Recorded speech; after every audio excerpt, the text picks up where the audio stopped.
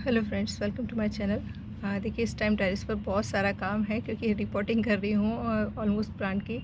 और जो भी इन्फेक्टेड मिट्टी थी उसको ठीक कर रही हूँ। और उसका मैंने तरीका बताया कि अगर आपकी मिट्टी ख़राब हो और आपको लगता है उसके अंदर कुछ भी हार्मफुल कोई ऐसी चीज़ है जो कि पौधे के लिए अच्छी नहीं है, तो आप उसको हल्का सा धूप दिखा सकते हैं और उसके अंदर लगा दीजिए गेंदे के पौधे। मेरे यहाँ टचवुड एसएच मिट्टी में कोई रोग नहीं आता है, सिर्फ एक आता है नीमाटोड का, जो कि कॉलेज के प्लांट्स जिनमें लगे हुए होते हैं उसमें आता है। तो मैं उस मिट्टी को ट्रीट करने के लिए थोड़ी सी पत्तियां मिलाती हूँ, नीम की राख मिलाती हूँ और नीम खली मिलाकर मैं भर देती हूँ और उन सब पॉट्स के अंदर लगा देती हूँ गेंदे के पौधे।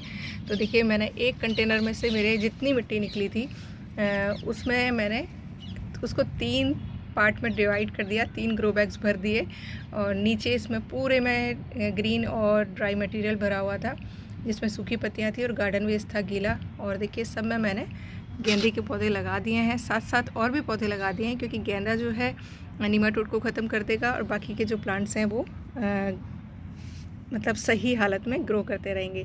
तो 2 में मैंने लगा दी है मॉर्निंग ग्लोरी और इसमें देखिए बीच में पिटूनिया लगा हुआ है जो कि अभी बहुत छोटा है, सीड से तैयार किया था। तो अब इसका ग्रोथ जाकर स्टार्ट हुआ है, देखते हैं कितने फूल खिलते हैं।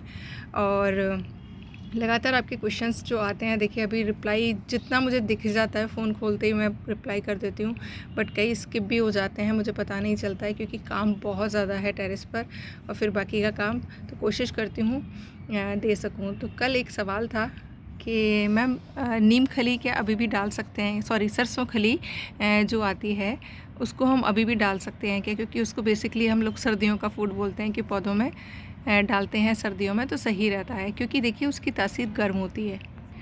और मैंने जो अब तक पिछले 3-4 साल में एक्सपेरिमेंट किए हैं कि सरसों खली आप सर्दियों में डाल सकते हैं बिल्कुल। अभी मौसम देखिए ठंडा है क्योंकि फ्लक्चुएट हो रहा है, कभी सर्दी हो रही है कभी गर्मी हो रही है। जैसे कल बादल हो गया था तो आज वापस से थोड़ी सी ठंड है और 1-2 दिन में हो सकता है बारिश भी आए। तो अगर ऐसा मौसम है आपके यहाँ पर ठंडा वाला तो आप सरसों खली यूज़ कर सकते हैं। लेकिन सरसों खली अगर आपको रेगुलर बेसिस में अगर यूज़ करनी है अपनी मिट्टी में, तो आप एक काम करेंगे, सरसों खली का पाउडर बनाकर रख लीजिएगा और जब भी आप अपना पॉट फिल करते हैं उस पॉट की मिट्टी में मिला दीजिएगा। और मिट्टी में मिलाने के बाद जैसे पॉट्स को अपन रखते हैं कुछ दिनों के लिए साइड में, वैसे रख दीजिएगा।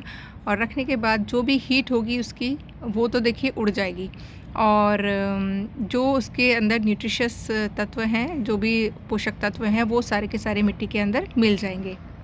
और जिनके पास सरसों खली नहीं है, बिल्कुल देखिए घबराइए मत।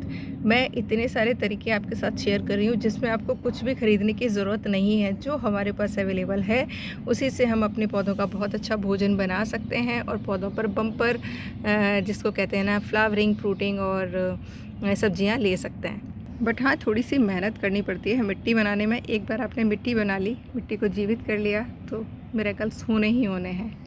अब देखिए दिखाती हूँ, मैंने उस दिन आपके साथ सीड शेयर किया था कि मैंने कौन कौन से बोए हैं। तो देखिए मॉर्निंग ग्लोरी जो है वो जर्मिनेट हो गए हैं, सारी ही वैरायटी, सिर्फ एक वैरायटी रह गई है जो हार्डी थी थोड़ी। बाकी देखिए मैंने 6 वैरायटी लगाई हैं जिसमें से 5 जर्मिनेट हो गए हैं। बाकी का कोई भी सीड अभी जर्मिनेट नहीं हुआ है क्योंकि अगेन या तो बीज सही नहीं होगा या सही टाइम नहीं आया होगा। जैसे ही सही टाइम आएगा, इनको सही टेम्परेचर मिलेगा, ये जर्मिनेट होना एक एक करके शुरू हो जाएंगे। लास्ट में एक खास और टिप आपको इस बार बताया हुआ है मैंने कि मैंने आपको कोकोपीट में शेयर किया है, सारे बीज मैंने कोकोपीट में लगाए हैं। अब आप देखेंगे ये तो बिल्कुल कोकोपीट गीला है और ये देखिए आप ऊपर से सूखा दिख रहा है, लेकिन ये नीचे जैसे ही हम हटाएंगे ना गीला है। तो आप अगर ऐसे सूखा दिखे तो बहुत हल्का सा ही स्प्रे करिएगा पानी का, ज़्यादा नहीं, क्योंकि ये नीचे से पूरा गीला रहता है और ज़्यादा मॉइस्चर रहेगा तो मे भी हो सकता है आपने जो बीज डाला है वो सड़ के या गल के मर जाए। तो थोड़ा सा ध्यान रखिएगा इस चीज़ का। मेरे ये सारे कंटेनर पूरे दिन धूप में ही रहते हैं, मतलब सुबह की धूप मिलती है इन्हें 4-5 घंटे की। और ये देखिए सबको मैं ढक कर रखती हूँ जिससे कि हीट जनरेट हो और बीज जल्दी से जर्मिनेट हो जाए। तो इसको मैं न्यूज़पेपर से कवर करके रखी हुई हूँ। और इनको तो पता ही है आपको, इस तरीके से मैंने फूड कंटेनर्स में से इनके अंदर ढक के रखा हुआ है, तो इनको ढकने की ज़रूरत नहीं है। बट ऐसे ओपन में है तो इनको ढक ज़रूर दीजिएगा। एक तो डायरेक्ट धूप से ये कोकोपीट सूखेगा नहीं, दूसरा इसके अंदर जो है मॉइस्चर मेंटेन रहेगा, हीट जनरेट होगी और आपके जो बीज हैं डाले हैं अपने मिट्टी में वो फटाफट से जर्मिनेट हो जाएंगे। लास्ट में दिखाती हूँ अगेन एक तरीका जो कि मैंने पहले भी शेयर किया था कि अपराजिता के सीड कई बार मिट्टी में डालने पर ख़राब हो जाता है या जर्मिनेट ही नहीं होता है। तो देखिए ये मैंने एक्चुअली मैं ना बीज जब हार्वेस्ट करती हूँ ना, वैसे तो देखिए सबका अलग अलग कलर होता है, पहचान में इजीली आ जाता है, पर कई बार मैं भूल जाती हूँ। और दूसरा ये सारे जो बीज थे मुझे ऐसा लग रहा था शायद जर्मिनेट नहीं होंगे, क्योंकि प्री मैच्योर एक तरीके से हार्वेस्टिंग करनी पड़ी थी मुझे कटिंग के टाइम। तो देखिए मैंने ये पूर्णमासी से 48 घंटे पहले मैंने पानी में डिप करके रखे थे, 2 दिन ये पानी में डिप करके रखे रहे। उसके बाद मैंने ये गीले रुमाल में करके मैंने इनको रख दिया था और देखिए 3 बीज इधर जर्मिनेट हो गए हैं और कुछ ये इधर रखे थे। तो देखिए इसमें से भी 1-2 हो गए हैं। तो आज मैं इनको मिक्स करके मिट्टी और वो मिला के, खाद मिला के इनको लगा दूंगी। लगाते टाइम बहुत ध्यान से लगाया करिएगा इनको, जिससे कि इनका जो ये रूट वाला पार्ट है ख़राब ना हो जाए, तो ये चीज़ ज़रूर ध्यान रखिएगा। तो इस तरीके से भी हम जर्मिनेट कर सकते हैं अपना अपराजिता के बीजों को, जर्मिनेशन बहुत अच्छा रहता है। अभी ये कौन से कलर हैं वो तो मुझे बाद में पता चलेगा। इसका तो शायद ये तो पिंक है और आई थिंक ये पर्पल है, बाकी कंफ्यूज हूँ थोड़ा, क्योंकि 2-3 जो बीज हैं वो एक से कलर के हैं। तो फूल खिलेंगे तब मुझे पता चलेगा।